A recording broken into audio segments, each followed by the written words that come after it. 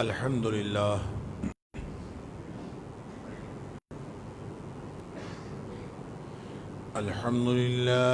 نحمده ونستعينه ونستغفره ونؤمن به ونتوكل عليه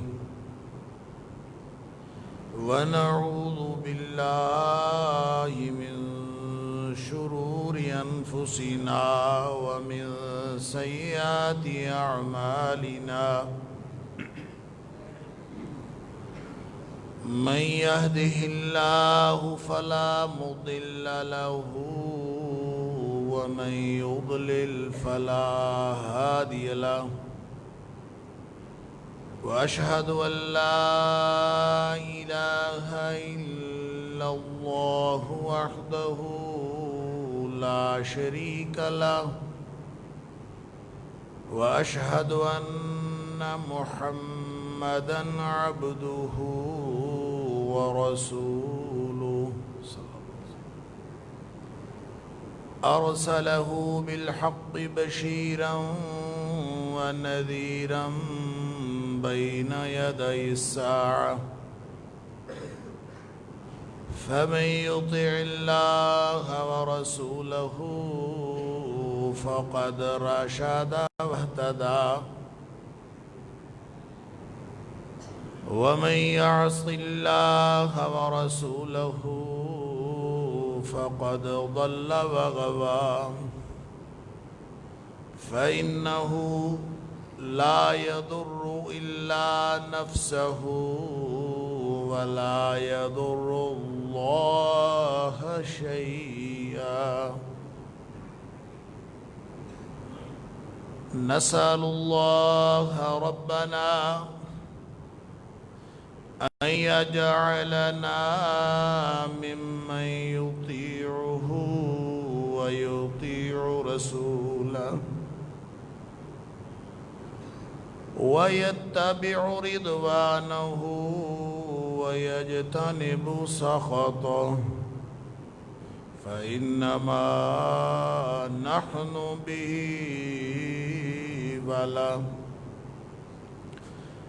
أما بعد فإن خير الحديث كتاب الله وخير الهدي هدي محمد صلى الله عليه وآله وسلم وشر الأمور محدثاتها وكل محدثة بدعة وكل بدعة ضلالة وكل ضلالة في النار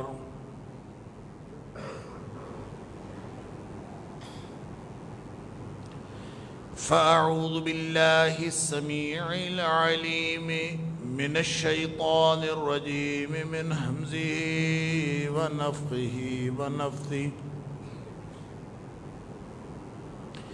بسم الله الرحمن الرحيم يا أيها الذين آمنوا استجيبوا لله وللرسول إذا دعاكم لما يحييكم واعلموا أن الله يحول بين المرء وقلبه وأنه إليه تحشرون اے ایمان والو، اے ایمان کا دعویٰ کرنے والو، اللہ اور اس کے رسول صلی اللہ علیہ وآلہ وسلم کے بلاوے پر، ان کی دعوت پر لبیک کہو۔ جب وہ تمہیں ایسی چیز کی طرف بلا رہے ہیں جو زندگی عطا کرنے والی چیز ہے، اور جان رکھو کہ اللہ آدمی اور اس کے دل کے درمیان حائل ہو جاتا ہے، آڑ بن جاتا ہے، پردہ بن جاتا ہے، اور یہ بات بھی جان رکھو کہ تم سب اسی کی طرف لوٹائے جانے والے ہو اور اکٹھے کیے جانے والے ہو۔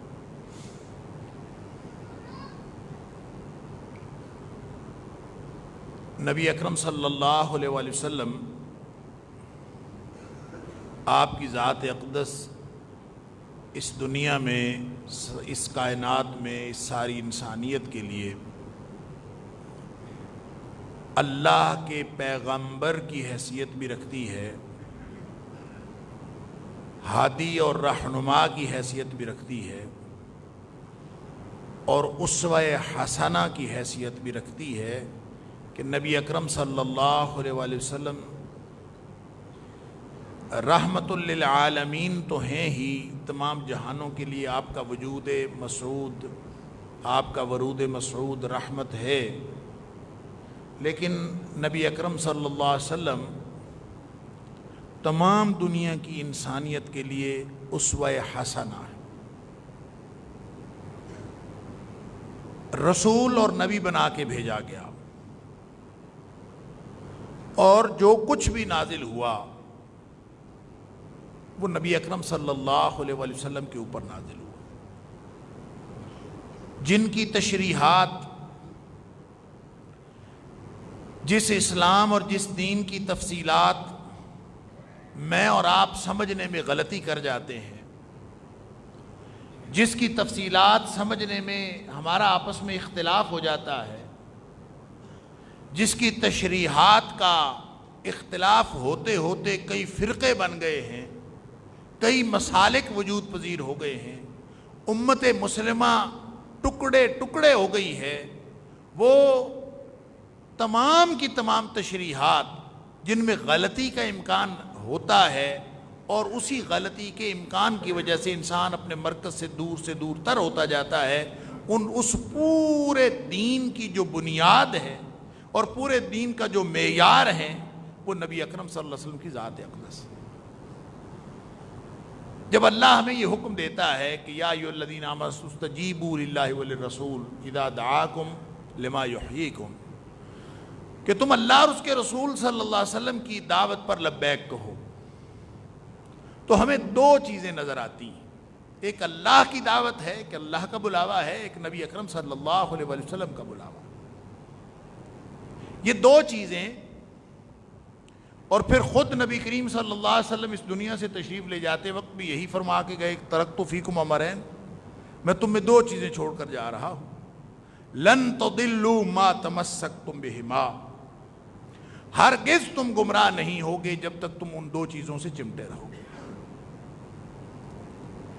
اور میں اکثر عرض کیا کرتا ہوں کہ اس کا مفہوم مخالف بھی ذہن میں رکھ لیا کریں، نبی اکرم صلی اللہ علیہ وآلہ وسلم کے اس فرمان کا مفہوم مخالف کیا بنتا ہے کہ آپ نے فرمایا ہرگز گمراہ نہیں ہوگے جب تک ان دو چیزوں سے چمٹے رہو گے، لن تضلوا ما تمسکتم بہما، تو اس کا الٹا مفہوم یہ بنتا ہے کہ لازماً گمراہ ہو جاؤ گے جب تم ان دو چیزوں کو چھوڑ دو، لہذا جو چھوڑے گا وہ گمراہ ہے، کوئی تیسری چیز کی طرف منہ کرے گا، کوئی کسی تیسری چیز سے رہنمائی لے گا، کوئی کسی تیسری چیز کو اہمیت دے گا، اس کو اپنا نظریہ بنائے گا، اس کو اپنا عقیدہ بنائے گا، یا اس کو اپنے عمل کی بنیاد قرار دے گا، جب بھی وہ ان دو چیزوں کو چھوڑ کر کسی تیسری چیز کی طرف منہ کرے گا وہ گمراہی کا شکار ہو جائے گا۔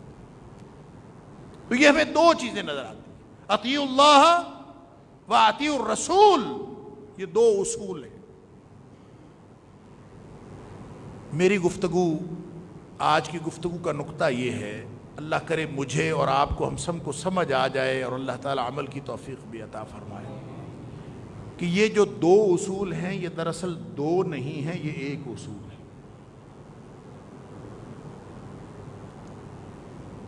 اس لیے کہ جو دو ہستیاں جن کی طرف بلاوے کی بات ہو رہی ہے، استجیبوا للہ وللرسول، رسول اکرم صلی اللہ علیہ وآلہ وسلم تو مجسم تشریف لائے، آپ تو لوگوں میں رہے، آپ کو مکہ والوں نے دیکھا، آپ کو مدینہ والوں نے دیکھا، صحابہ کرام نے نبی اکرم صلی اللہ علیہ وآلہ وسلم پر، آپ کے فرامین پر جانیں نچھاور کرنے کے لیے ہر وقت اپنے آپ کو پیش کیا، ایک تاریخ مرتب ہوئی، دنیا نے دیکھا، آج تک ہمیں سیرت کے واقعات ملتے ہیں، حدیث ملتی ہیں ایک پوری نبی اکرم صلی اللہ علیہ وسلم کی حیات طیبہ کا ایک خاکہ ہے. اللہ کو کس نے دیکھا؟ اللہ نے کب کس کو کیا فرمایا تھا؟ اللہ نے کب بلایا تھا؟ اللہ نے کس وقت اعلان کیا تھا کہ میری طرف آؤ؟ اللہ کی آواز کس نے سنی ہے؟ اللہ کا بلاوا کس نے سنا ہے؟ یا کوئی اللہ نے تحریر بھیجی ہے تو کس کی طرف بھیجی ہے؟ اللہ تعالیٰ کا بلاوا کیا ہے؟ اللہ تعالیٰ کس طرح بلاتا ہے؟ اللہ کا بلاوے کا انداز کیا ہے؟ اللہ گفتگو کیسے کرتا ہے؟ اللہ تعالیٰ نے سورہ شورا کے اندر فرمایا کہ اللہ تعالیٰ جب بھی گفتگو کرتا ہے یا تو دل میں بات ڈالتا ہے، القاء کر دیتا ہے، یا پھر وہ پردے کے پیچھے سے گفتگو فرماتا ہے، ہم کلام ہوتا ہے، یا پھر وہ اپنا کوئی فرشتہ بھیجتا ہے، کوئی پیغامبر بھیجتا ہے، وہ وہی لا کے اس تک پہنچا دیتا ہے. یہ سارے کام جو اللہ کے ساتھ ہم کلام ہونے کے ہو سکتے ہیں، اللہ کے ساتھ رابطے کے ہو سکتے ہیں، جو اللہ سے رہنمائی لینے کے جتنی بھی صورتیں ہو سکتی ہیں، جس کو آپ وہی کہتے ہیں اصطلاح میں، وہ سارے کے سارے واقعات کس کے ساتھ پیش آئے؟ وہ صرف نبی اکرم صلی اللہ علیہ وسلم کے ساتھ. لہذا اس کے راوی بھی نبی اکرم صلی اللہ علیہ وسلم ہیں، اور اس کا معیار بھی نبی اکرم صلی اللہ علیہ وسلم ہے. اگر اس روایت پر، نبی اکرم صلی اللہ علیہ وسلم کی روایت پر اعتماد ہے، بات بس اتنی، اس پر اعتبار کی بات ہے. اعتبار اور اعتماد کا نام ہی تو ایمان ہے. کیا ہمیں اللہ کے رسول صلی اللہ علیہ وسلم کی ساری باتوں پر اعتبار ہے؟ دعوے کے اعتبار سے ہم سب کہتے ہیں ہاں ہے. دعوے کے اعتبار سے ہم سب کا دعویٰ یہی ہے، میرا آپ کا ہم سب کا دعویٰ یہی ہے کہ ہاں اللہ کے رسول صلی اللہ علیہ وسلم کی ہر بات پر ہمیں اعتبار ہے. لیکن عملاً ہم نے اپنی زندگی کے بہت سارے گوشے اس سے الگ کیے ہوئے ہیں. نبی کریم صلی اللہ علیہ وسلم کی حیات طیبہ کو معیار سمجھ کر ایک تو بات یہ سمجھ لیجئے کہ رہنمائی دینے کے اعتبار سے یہ اصول دو نہیں ہیں. جب اللہ فرماتا ہے استجیبوا للہ وللرسول، اللہ اور اس کے رسول کے بلاوے پر آ جاؤ، تو جو اللہ کا بلاوا ہے وہ بھی دراصل نبی اکرم صلی اللہ علیہ وسلم کے ذریعے سے ہے. کوئی بلاوا الگ سے نہیں آیا، کوئی الگ سے قرآن. جو لوگ کہتے ہیں کہ ہم صرف قرآن کو مانتے ہیں، نبی کریم صلی اللہ علیہ وسلم کی حدیث کو نہیں مانتے، ان سے پوچھو قرآن تم پر نازل ہوا ہے؟ قرآن آیا کہاں سے؟ اور یہ بات میں اکثر عرض کرتا ہوں، اللہ کرے ہمیں سمجھ آ جائے. بھئی قرآن تو نازل ہوا، قرآن کہتا ہے نازل بہ الروح الامین علی قلبک لتکون من المنذرین. اے حبیب صلی اللہ علیہ وسلم، یہ تو ہم نے آپ کے دل پر نازل کیا، آپ کے قلب اطہر پر نازل ہوا ہے. تو جو چیز نبی اکرم صلی اللہ علیہ وسلم کے قلب اطہر پر نازل ہوئی ہے، کوئی کتنا بڑا بدبخت ہوگا وہ کہے کہ میں اس چیز کو تو مانتا ہوں جو نبی کریم صلی اللہ علیہ وسلم کے قلب اطہر پر نازل ہوئی، اور جس کے قلب اطہر پر نازل ہوئی ہے اس کی بات کو نہیں مانتا.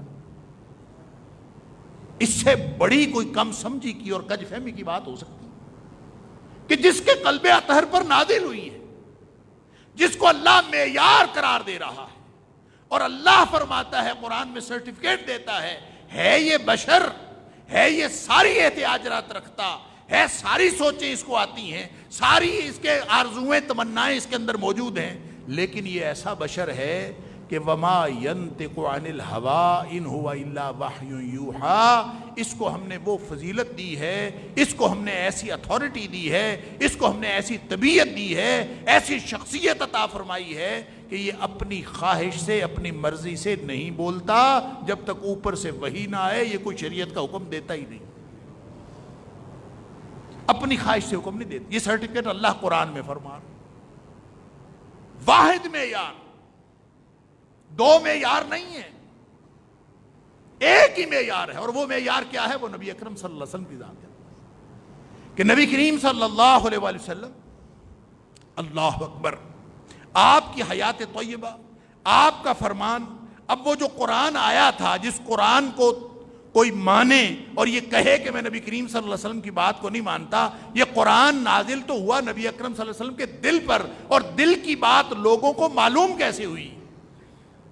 جو نبی کریم صلی اللہ علیہ وسلم کے دل پر نازل ہوا، یہ کوئی تختیوں پہ لکھا ہوا تورات کی طرح جیسے موسیٰ علیہ السلام کو ملی تھی، یہ تختیوں پہ لکھا ہوا نہیں ملا،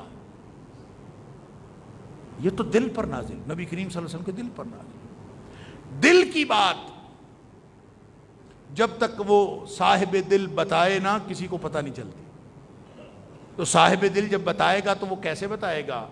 یا بولے گا تو بتائے گا، یا کوئی عمل کرے گا تو بتائے گا۔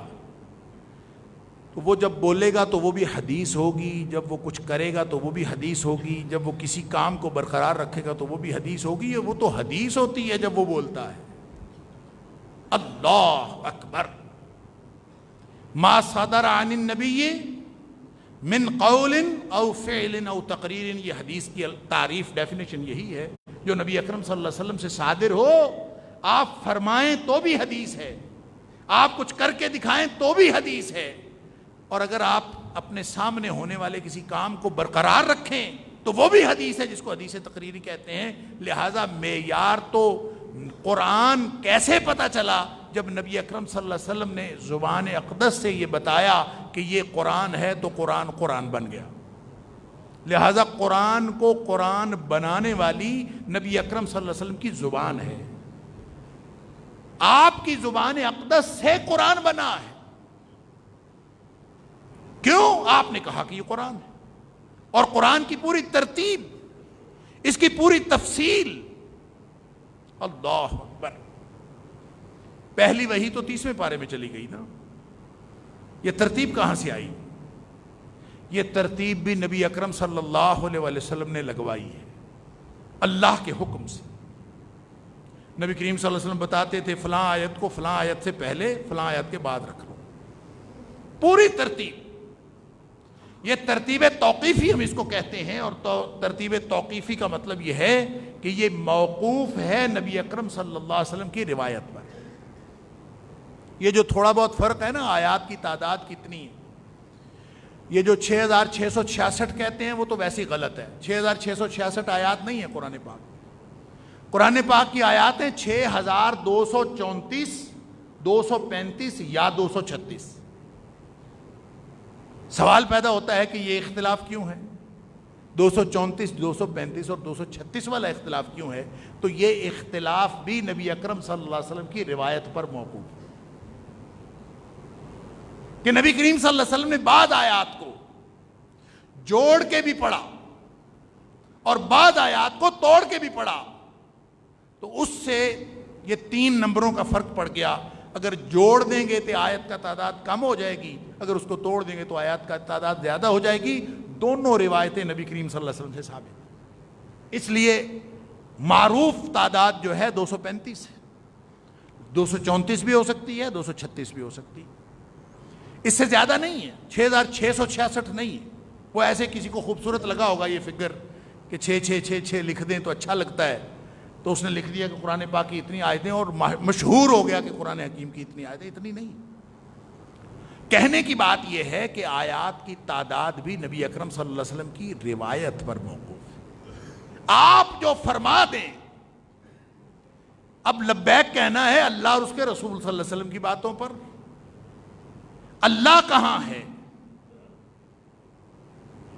ہمیں تو آج تک مسلمانوں کو اس بحث سے ہی فرصت نہیں ملی کہ اللہ ہے کہاں۔ کوئی کہتا ہے ہر جگہ موجود ہے، کوئی کہتا ہے نہیں وہ تو عرش پہ ہے، اور ہم آج تک اس بحث سے نہیں نکل سکے کہ اللہ تعالیٰ کہاں ہے۔ اللہ اکبر۔ یہ بتایا کس نے؟ اس کی بات مان لیں، اپنے کلامی صغرے کبرے ملا کے اپنے کلامی مفروضے بیان کرنے کی کیا ضرورت ہے؟ نبی اکرم صلی اللہ علیہ وسلم کی بات مان لیں، اللہ کے قرآن کی بات مان لیں کہ رحمان ہے کہاں، اللہ کہاں ہے۔ قرآن کہتا ہے الرحمن علی العرش استوى، رحمان عرش پر مستوی ہے، اور مستوی کا کیا معنی ہے؟ نہ ہماری عقل وہاں تک پہنچ سکتی ہے، نہ ہم کوئی تصور قائم کر سکتے ہیں۔ اللہ اپنی شان کے مطابق مستوی ہے، بات ختم ہو، ہمیں معنی کرنے کی ضرورت ہی نہیں، عرش پر ہے۔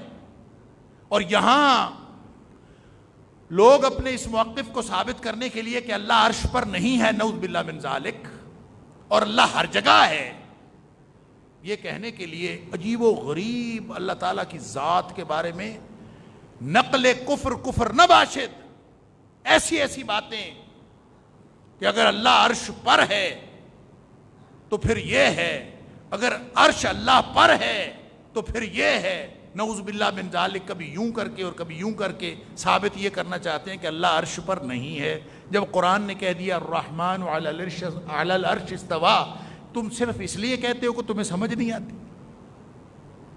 نبی اکرم صلی اللہ علیہ وآلہ وسلم نے جس سے بھی پوچھا، جس کو بھی بتایا، جس کو بھی سمجھایا، جس کو بھی اللہ کے ساتھ پکارنے کا طریقہ بتایا، تو یہی بتایا کہ اوپر یمد یدیہ الی السماء، آسمان کی طرف ہاتھ اٹھانا، اللہ اکبر۔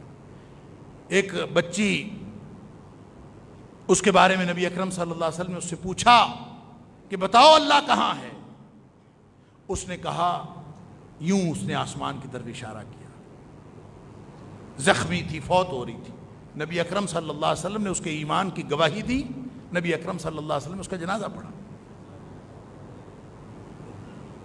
علی ھذا القیاس کتنی ہی روایات ہیں۔ نبی کریم صلی اللہ علیہ وسلم مثال کے طور پر فرمایا، بڑی معروف حدیث ہے، آپ اکثر سنتے ہیں کہ نبی اکرم صلی اللہ علیہ وسلم نے فرمایا کہ ان اللہ تعالی کتب کتابا، اللہ تعالیٰ نے ایک تحریر لکھوائی، قبل ان یخلق الخلق، ابھی مخلوقات پیدا ہی نہیں ہوئی تھیں، زمین و آسمان پیدا ہی نہیں ہوئے تھے، کچھ بھی پیدا نہیں کیا تھا، قبل ان یخلق الخلق، مخلوقات کو پیدا کرنے سے پہلے اللہ نے ایک تحریر لکھوائی۔ اور تحریر کیا لکھوائی؟ اس میں لکھوایا ان رحمتی سبقت غضبی، میری رحمت میرے غصے پر حاوی ہے، یہ لکھوایا۔ بخاری شریف کی حدیث ہے، نبی کریم صلی اللہ علیہ وسلم نے فرمایا فَهُوَ مَكْتُوبٌ عِنْدَ اللَّهِ فَوْقَ الْعَرْشِ، یہ تحریر اب بھی اللہ کے پاس عرش کے اوپر لکھی ہوئی ہے، یہ تحریر اب بھی اللہ کے پاس عرش پر لکھی ہوئی ہے، اللہ کے پاس عرش پر۔ اس کا مطلب ہے ذات باری تعالیٰ کہاں ہے؟ ذات کے اعتبار سے وہ عرش پر ہے۔ کیسے ہے؟ کما ہوا شانو، جیسے کہ اس کی شان ہے، ہم اس کی کوئی مثال نہیں بیان کر سکتے، کوئی تشبیہ نہیں دے سکتے، البتہ اپنے عمل اور اپنے قدرت کی وجہ سے وہ ہر جگہ پہ ہے۔ لیکن یہ ساری تفصیلات کیسے پتہ چلی؟ کہاں سے پتہ چلا؟ اللہ کا تعارف کہاں سے ہوا؟ اور اللہ کی ذات، اس کا مقام، اس کی صفات صدیاں لگائیں فلاسفہ نے ذات اور صفات پر بحث کرنے میں۔ بھئی بحث تو تب تم کرو جب تمہیں کوئی اللہ کے بارے میں علم ڈائریکٹ ملا ہو۔ تمہیں تو علم ملا ہے اللہ کے رسول صلی اللہ علیہ وسلم کے ذریعے سے، تو کیوں نہیں معیار بناتے نبی اکرم صلی اللہ علیہ وسلم کی ہوئی بات کو، نبی کریم صلی اللہ علیہ وسلم کے دیے ہوئے علم کو؟ آپ نے قرآن دیا یا آپ نے نبی اکرم صلی اللہ علیہ وسلم نے خود کوئی بات فرمائی، اتھارٹی کے اعتبار سے، شریعت کا معیار ہونے کے اعتبار سے کوئی فرق نہیں۔ جب تک یہ ایمان نہیں ہوگا نا، اس وقت تک رسالت کا عقیدہ درست ہو ہی نہیں سکتا۔ ہم نے سمجھا یہ، مانا یہ، دعویٰ یہ کیا کہ ہم اللہ کے رسول صلی اللہ علیہ وسلم کے امتی ہیں، لیکن علم کا معیار کسی اور کو سمجھا ہے۔ ہم نے علم کا معیار، ہم نے نظریے اور عقیدے کی بنیاد ہم نے کہیں اور سے لی ہے۔ اگر نبی اکرم صلی اللہ علیہ وآلہ وسلم ہمارے عقیدے اور عمل کی بنیاد نہیں ہیں، آپ کے فرامین ہمارے عقیدے اور عمل کی بنیاد نہیں ہیں، تو ہمارا دعوی ایمان جھوٹا ہے۔ اگر نبی اکرم صلی اللہ علیہ وسلم معیار نہیں تو پھر کوئی معیار باقی نہیں ہے۔ نبی کریم صلی اللہ علیہ وآلہ وسلم کو اللہ تعالیٰ نے، اب دو اطاعتیں ہیں نا، اطیعوا اللہ و اطیعوا الرسول، اللہ کی اطاعت کرو، اللہ کے رسول صلی اللہ علیہ وسلم کی اطاعت کرو۔ اس کے بارے میں بھی ایک کانسیپٹ ذہن میں رکھیے، ایک تصور ذہن میں لائیے کہ ایک اکیلا اللہ وہ خالق ہے، باقی ساری کائنات مخلوق ہے۔ نبی اکرم صلی اللہ علیہ وسلم کی ذات اقدس مخلوق میں ہے۔ نبی کریم صلی اللہ علیہ وسلم کہاں ہیں؟ مخلوق میں۔ اس کا ساری کائنات میں دو چیزیں ہیں، ایک خالق، باقی ساری کائنات مخلوق۔ مخلوق میں خالق تو اکیلا ہے، وحدہ لا شریک ہے۔ مخلوق میں نبی اکرم صلی اللہ علیہ وآلہ وسلم سے زیادہ بزرگ و برتر ہستی کوئی نہیں، ان کے برابر بھی کوئی نہیں۔ جس طرح اللہ وحدہ لا شریک ہے اپنی توحید میں، اسی طرح رسالت میں نبی اکرم صلی اللہ علیہ وسلم وحدہ لا شریک ہے۔ جس طرح اللہ کی وحدانیت میں اور اللہ کی توحید میں کوئی اور شریک نہیں، اسی طرح نبی اکرم صلی اللہ علیہ وسلم کی رسالت میں کوئی اور شریک نہیں۔ جس طرح اللہ کی وحدانیت میں، اللہ کی الوہیت میں کوئی شامل تو کیا اس جیسا بھی کوئی نہیں ہو سکتا، ایسے ہی نبی اکرم صلی اللہ علیہ وآلہ وسلم جیسا بھی کوئی نہیں ہو سکتا۔ وہ اپنی شان الہ میں اور شان الوہیت میں یکتا ہے، نبی اکرم صلی اللہ علیہ وسلم اپنی شان رسالت میں یکتا ہے۔ لیکن یہ شان رسالت ایسی ہے کہ دو اطاعتیں ایک ہو جاتی ہے، اطیعوا اللہ و اطیعوا الرسول، اللہ کی اطاعت کرو، اللہ کے رسول صلی اللہ علیہ وسلم کی اطاعت کرو۔ اس تھیسس کو میں اکثر بیان کرتا ہوں، اس کو یوں سمجھ لیجئے، میں بس اشارہ کر لیتا ہوں کہ اللہ وما خلقت الجن والانس الا لیعبدون، اس نے عبدیت کے لیے پیدا کیا ہے۔ کس لیے پیدا کیا ہے؟ عبدیت کے لیے۔ عبدیت کا معنی ہوتا ہے بندگی۔ بندگی ہم اس کا ترجمہ کرتے ہیں عبادت۔ جب ہم عبادت ترجمہ کرتے ہیں تو پھر ہمارے ذہن میں آتا ہے کہ عبادت سے مراد 5 وقت نماز پڑھ لی، عبادت ہو گئی، سال بعد روزے رکھ لے، عبادت ہو گئی، زکوٰۃ دے لی، اگر صاحب نصاب ہیں تو عبادت ہو گئی، اگر صاحب نصاب ہیں زکوٰۃ دے لی اور صاحب استطاعت ہے تو حج کر لیا زندگی میں ایک دفعہ، یہ عبادت ہوگی۔ ہم نے اس کو عبادت بنایا ہوا ہے، باقی زندگی ہماری الگ ہے۔ حالانکہ وما خلقت الجن والانس الا لیعبدون یہ عبد سے ہے۔ آپ لفظ عبادت کا بولیں یا لفظ عبدیت کا بولیں، دونوں کا مادہ عبد ہے، اور عبد کا مطلب ہے غلام ہونا۔ عبد غلام کو کہتے ہیں۔ اللہ نے تمہیں اپنی غلامی کے لیے پیدا کیا ہے، وما خلقت الجن والانس الا لیعبدون۔ اور غلامی، عبدیت، بندگی کیا ہوتی ہے؟ وہ یہ ہوتی ہے کہ انسان کسی کا غلام ہو جائے، اور غلام کون ہوتا ہے؟ اس کا اپنا کچھ نہیں ہوتا، سارا کچھ مالک کا ہوتا ہے۔ اب اس نے غلامی کا اگر اظہار کرنا ہو، عبدیت کا اظہار کرنا ہو، تو 2 طریقے سے اظہار ہوتا ہے۔ ایک تو یہ کہ وہ مالک کا حکم مانے، جو مالک کہتا ہے وہ کرتا جائے، یہ مالک کا حکم ماننا، یہ بھی عبدیت کا اظہار ہے۔ اور ایک یہ ہے کہ مالک کہے چاہے نہ کہے، نوکر یا غلام جو ہے وہ مالک جیسا بننے کی کوشش کرے، جیسے مالک کرتا ہے ویسے کرتا پیچھے، مالک باہر نکلے وہ اس کے پیچھے جائے، مالک گھر آئے وہ اس کے پیچھے چلا جائے، جیسے جیسے مالک کرتا ہے اس کے پیچھے پھرتا رہے۔ یہ اگر اس کا حکم مانے گا تو شریعت کی اصطلاح میں اس کو اطاعت کہتے ہیں، حکم ماننے کو، اور اگر وہ اس کے پیچھے پیچھے چلے گا، نقش قدم پر چلے گا، تو اس کو شریعت کی اصطلاح میں اتباع کہتے ہیں۔ گویا اطاعت اور اتباع دونوں بندگی کے مظہر ہیں۔ لہذا جب اللہ فرماتا ہے اطیعوا اللہ و اطیعوا الرسول، یہ حکم ماننا ہے۔ حکم، اطاعت تعمیل حکم کا نام ہے، جو بھی حکم دے اس کا حکم مانا جا سکتا ہے، یہ تعمیل حکم ہے۔ اس کا مطلب ہے اطاعت اللہ کی بھی کی جا سکتی ہے، اطاعت رسول اللہ صلی اللہ علیہ وسلم کی بھی کی جا سکتی ہے۔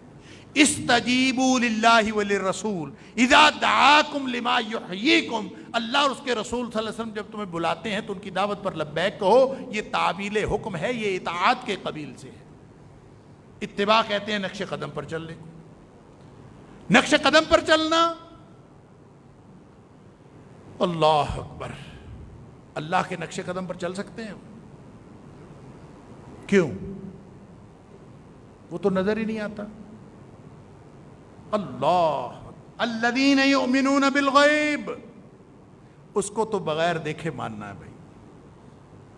جس کو دیکھا ہے اس کے نقش قدم پر چلنا ہے، اس کو بغیر دیکھے ماننا ہے. بالغیب، نہیں دیکھا، نہیں نظر آتا، لیکن اس پر ایمان رکھنا ہے. جس کو دیکھا ہے اس کے پیچھے چلنا ہے، اس کی اتباع کرنی ہے. قل ان کنتم تحبون اللہ، اگر تمہارا تعلق اللہ کے ساتھ ہے تو فاتبعونی، اے حبیب صلی اللہ علیہ وسلم ان کو کہہ دیجئے کہ میری محمد کریم صلی اللہ علیہ وسلم کی اتباع کرنی پڑے گی. اتباع کا مطلب نقش قدم پر چلنا. ظاہر ہے اللہ تو نظر نہیں آتا، تو اتباع کس کی کرنی ہے؟ نبی اکرم صلی اللہ علیہ وسلم. کیوں؟ اللہ کی اتباع نہیں ہو سکتی، اطاعت اللہ کی ہو سکتی ہے، لیکن وہ اسی وقت ہو سکتی ہے جب اللہ تعالیٰ ڈائریکٹ ہمیں حکم دے. ڈائریکٹ نہیں دیا، انڈائریکٹ دیا. یہ قرآن نبی کریم صلی اللہ علیہ وسلم کے ذریعے سے آیا، نبی پاک صلی اللہ علیہ وسلم نے قرآن دے دیا کہ یہ قرآن ہے، یہ اللہ کا فرمان ہے. اس کے علاوہ کتنے ہی فرامین ہیں جو نبی اکرم صلی اللہ علیہ وسلم یہ کہہ کے فرماتے ہیں کہ اللہ یہ فرماتا ہے، جس کو ہم حدیث قدسی کہتے ہیں. اللہ یہ فرماتا ہے. یہ تو الفاظ ہی اللہ کے ہیں، یہ تو کلام ہی اللہ کا ہے، کلام اللہ. لیکن ایسے کتنے ہی الفاظ ہیں جو نبی اکرم صلی اللہ علیہ وسلم یہ کہہ کے فرماتے ہیں کہ اللہ یوں فرماتا ہے. گویا کلام وہ بھی اللہ کا ہوتا ہے، لیکن اس میں الفاظ نبی کریم صلی اللہ علیہ وسلم اپنی طرف سے ڈالتے ہیں. اس لیے وہ حدیث ہی ہے، وہ حدیث قدسی ہے، کیونکہ نبی اکرم صلی اللہ علیہ وسلم نے یہ تو فرمایا کہ اللہ یوں فرماتا ہے. یہ نہیں فرمایا کہ وہ قرآن ہے، وہ حکم اللہ ہی کا ہے. کیوں؟ نبی کریم صلی اللہ علیہ وسلم کچھ بھی نہ فرمائے نا، کچھ بھی نہ فرمائیں، کسی چیز کے بارے میں کچھ نہ کہیں کہ قرآن نے کہا ہے، یہ اللہ نے کہا ہے، یا کس نے کہا ہے. نبی کریم صلی اللہ علیہ وسلم جب شریعت کا حکم دیتے ہیں تو وہ اپنی طرف سے دیتے ہی نہیں، تو اس کا مطلب ہے اللہ ہی نہیں فرمایا ہے. وَمَا يَنْتِقُ عَنِ الْهَوَىٰ إِنْ هُوَ إِلَّا وَحْيٌ يُوحَىٰ. لہذا حدیث قدسی جس میں نبی کریم صلی اللہ علیہ وسلم صراحت فرما دیں کہ یہ اللہ نے فرمایا ہے، اور جو باقی حدیثیں ہیں جس میں نبی کریم صلی اللہ علیہ وسلم نے یہ نہیں فرمایا کہ اللہ فرماتا ہے، وہ بھی رہنمائی اللہ ہی کی طرف سے ہے. اس لیے کہ نبی کریم صلی اللہ علیہ وسلم اپنی طرف سے تو رہنمائی دیتے ہی تھی.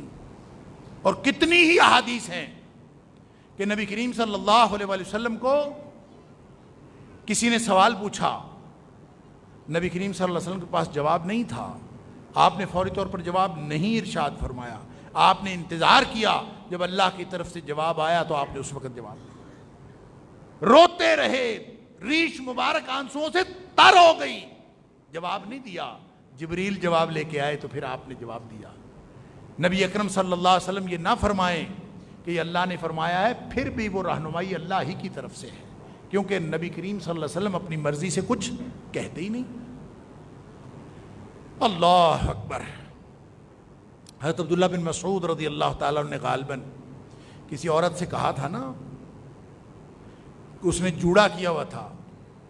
جوڑا کرنا، یہ جو خواتین بال باندھ کے یہاں اوپر کر لیتی ہیں، اس کو جوڑا کرنا کہتے ہیں. تو اس نے یوں باندھے ہوئے تھے بال اوپر، جس کو نبی کریم صلی اللہ علیہ وسلم نے بختی اونٹ کی کوہان کی طرح فرمایا ہے، تمثیل بیان فرمائی.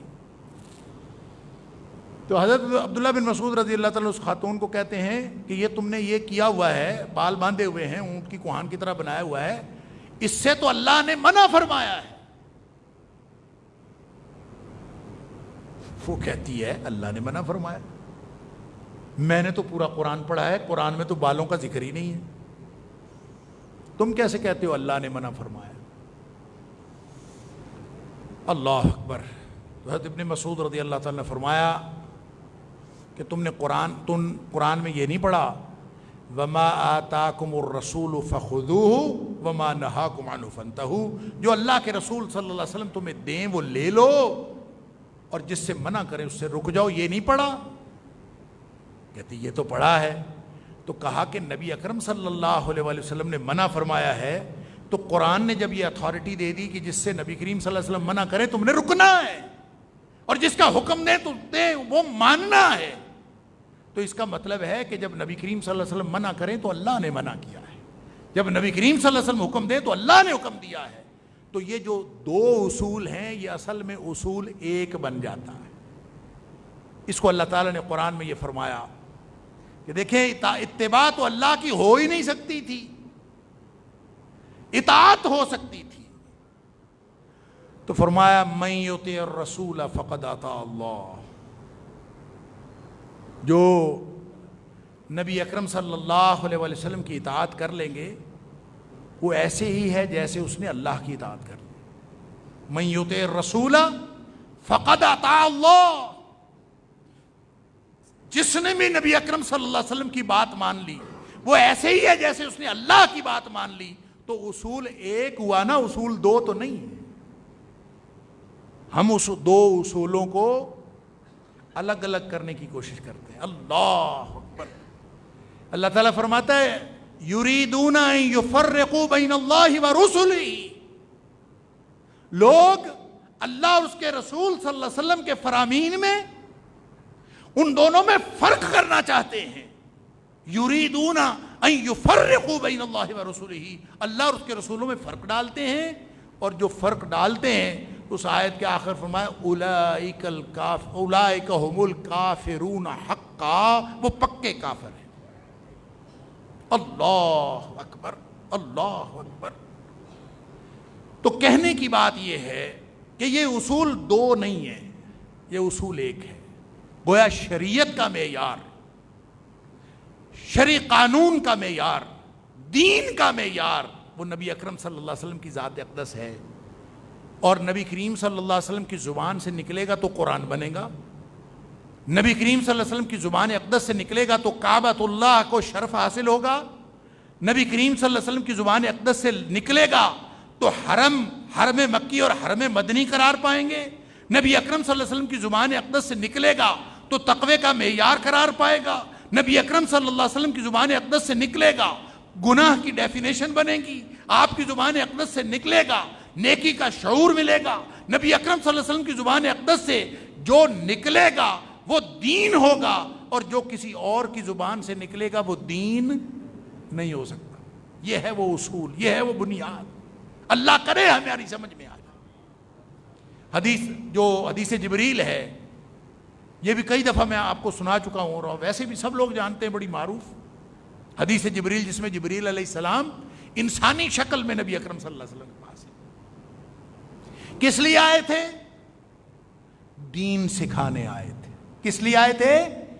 دین سکھانے آئے تھے. کیوں؟ اس لیے کہ صحابہ تو حیران ہو رہے تھے، پتہ نہیں یہ کون آیا ہے. وہ آیا اور بڑا تیار شیار ہوا آدمی تھا، شدید سیاہ بال عین اور سفید کپڑے، کوئی سفر کے آثار نہیں تھے.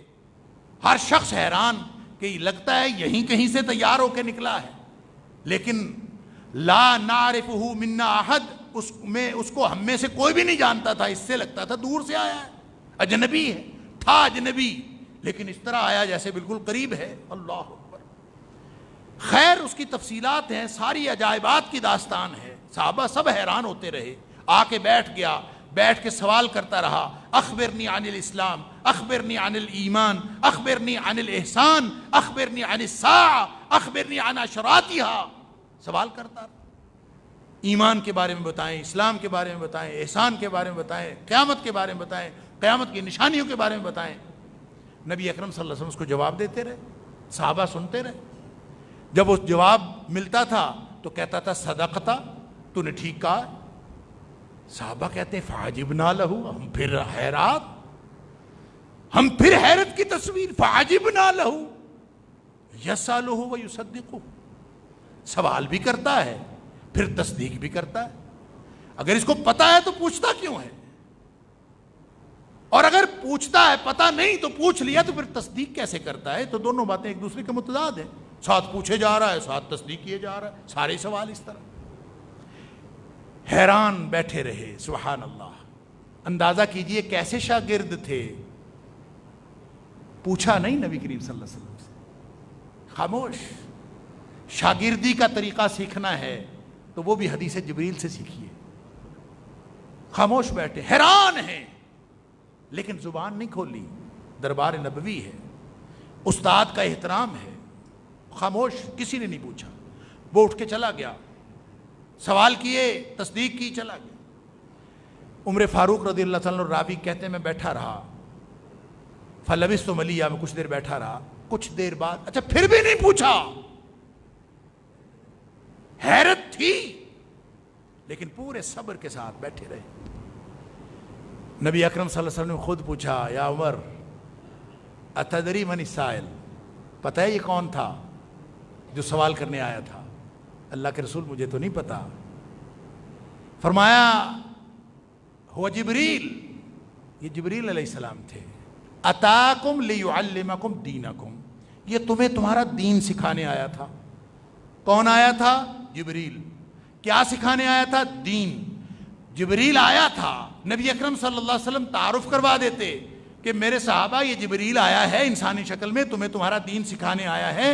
اور پھر جبریل کا تعارف کرا کے ان کو ممبر پہ بٹھاتے اور جبریل سے کہتے چلو بھی جبریل ان کو دین سکھا دو. جبریل بتا دیتا ایمان یہ چیز ہے، اسلام یہ چیز ہے، احسان یہ چیز ہے. جبریل بتا دیتا.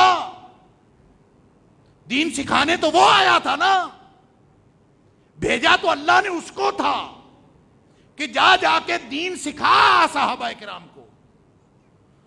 یہ اس لیے نہیں ہوا کہ اگر جبریل تقریر کر دیتا تو دین نہ بنتا. دین اس وقت بنتا ہے جب نبی اکرم صلی اللہ علیہ وسلم کی زبان اقدس سے نکلتا ہے. دین کا معیار جبریل بھی نہیں ہے، دین کا معیار صرف نبی اکرم صلی اللہ علیہ وسلم کی ذات اقدس. ایک ہی اصول ہے، جس دین کا معیار سارے فرشتوں میں سے مقرب فرشتہ جبریل امین بھی نہیں ہو سکتا، اس دین کا معیار ہم نے پنڈ کے مولوی کو سمجھا ہوا ہے. اس دین کا معیار کسی کا منہ مشرق کو، کسی کا مغرب کو، کسی کا شمال کو، کسی کا جنوب کو. کوئی کہیں سے رہنمائی لے رہا ہے، کوئی کہیں سے رہنمائی لے رہا ہے. اللہ اکبر.